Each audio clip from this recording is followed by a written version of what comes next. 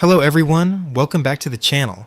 I'm attorney RCB, and in today's vlog, we will simplify important criminal law bar chairs cases so they become easier to understand, remember, and apply in the bar exams and in practice. If you want criminal law explained in a practical and straightforward way, you're in the right place. So grab your notes, stay focused, and let's dive into today's criminal law case. For this part, we'll discuss justifying circumstances under Article 11 of the Revised Penal Code.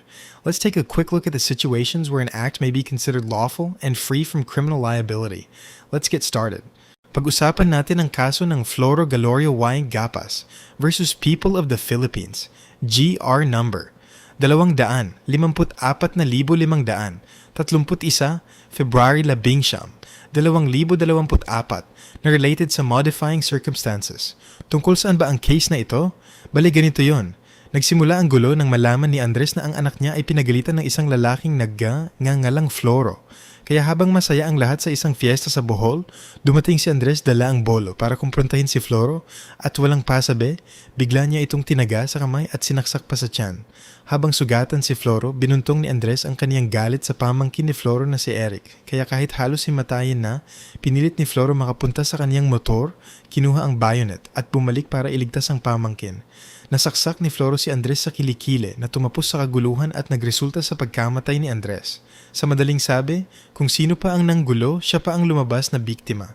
At kung sino pa ang nagtanggol, siya pa ang naharap sa kasong pagpatay.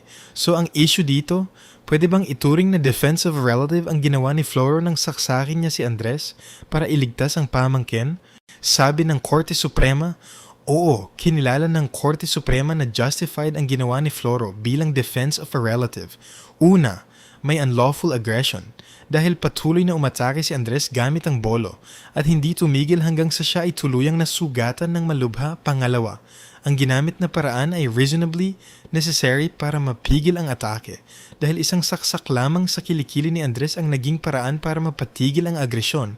At pangatlo, walang kinalaman ang nagtatanggol sa anumang provocation dahil walang provocation na galing kay Floro, kaya naman acquitted si Floro.